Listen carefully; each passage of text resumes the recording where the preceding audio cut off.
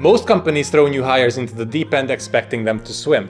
This lack of proper onboarding is why their reps start making money later, both for themselves and for the company, by the way. Let's put things into perspective. Each week you spend onboarding a rep with a $1 million quota costs you $20K in opportunity cost. That's right, it's a lot. The process at my previous company was among the better ones and took 6 weeks to fully onboard new enterprise account executives. But by the time I was done with it, the new reps were up and running in just 4 weeks, all the while quality increased. In this video, I'll show you how you can do the same. Let's do this. Any onboarding you do will have a general and a rule-specific part. In my experience, reps that are crushing it excel at two things. They know how to get things done internally, which will differ from company to company, and they know how to run amazing discovery calls. We'll break down both of these areas, but if you want to deep dive into how to run outstanding discovery calls, I'll leave a link in the description to a past video of mine. There's no need to overcomplicate general onboarding. To get things done, new reps will need a sense of direction, so clarify vision, mission, and goals first. Then, give them structure by walking through what the org chart looks like and where they fit in.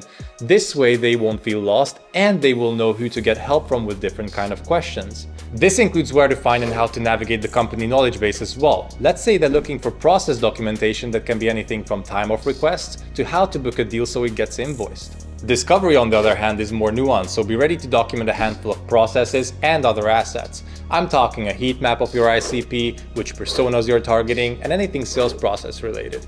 To give a few examples, it could be the sales methodology you're using, what tech stack enables them in the day-to-day to work effectively, and what is the recommended workflow to be efficient.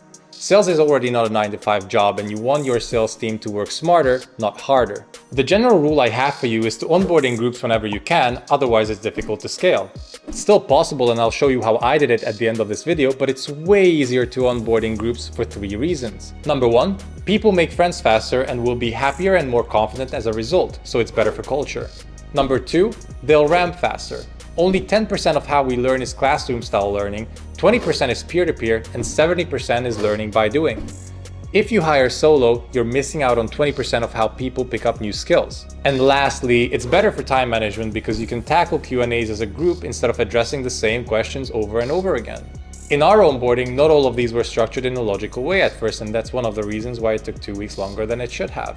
Now, before I share my onboarding plan with you, it's important to call out that the flow will be different for skilled reps and those with less than 1 year sales experience. Juniors will need around 2 weeks of dedicated practice. Practicing the product, practicing discovery, practicing messaging, general sales skills like cold calling, emailing, tooling, etc. With seasoned sales reps, the challenge is different. They'll arrive with their own set of experiences and habits which often die hard, and you need them to adopt the new way of working because unless they're coming over from a direct competitor of yours or a company of similar size, the way they're used to working won't get the results you're looking for. So how do I recommend structuring the onboarding? Week 1 is for general onboarding so they can start meeting the team, plus get familiar with the industry, the ICP, the personas and the challenges. Lastly, you want to cover the product itself, not just how it works, but specifically how it helps overcome the challenges your personas and ICP have. By the end of week 1, reps should be able to pitch what your company does.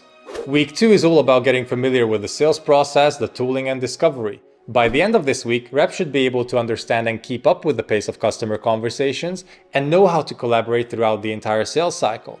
This is where knowing the org chart, the owners, and navigating the company knowledge base comes into play. Week 3 is for shadowing calls and learning how to demo. By the end of this week, reps should be able to run a business discovery call and a high-level product demo.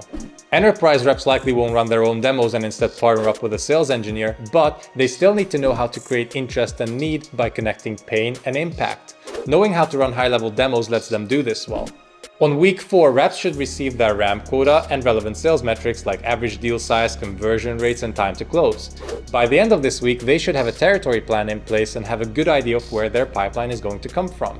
Sales is a team effort, so the week ends with them presenting their territory plan to the GTM teams, calling out where they need support. In this case, we can leave out product and present the sales, growth, and customer success so the rep is enabled as they execute on their plan.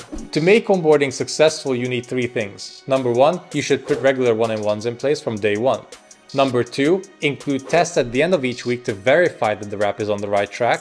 And number 3, assign a buddy from week 1 who they can turn to for questions and whose example they can learn from. I personally had a 30-minute time block with new hires at the end of each day on week 1, then 3 a week as they got their grips, and then a weekly one-on-one after completing onboarding. Whenever the reps didn't prepare with any questions, it was an immediate red flag, so I would randomly test what they retained from the day.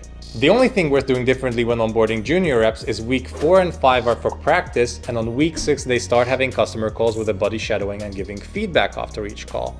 Also, if you're onboarding BDRs, you would shift the focus from discovery to prospecting. So far, this is what onboarding looks like in an ideal world, but things aren't always going to be ideal, are they? I know it wasn't for me. I was behind on my regional quota and needed good reps to start as soon as they could, so I ended up onboarding a new rep each month. This means as soon as I onboarded one rep, I started with the next. And I did this 7 times last year while working 65-hour weeks, so I needed to be efficient about it.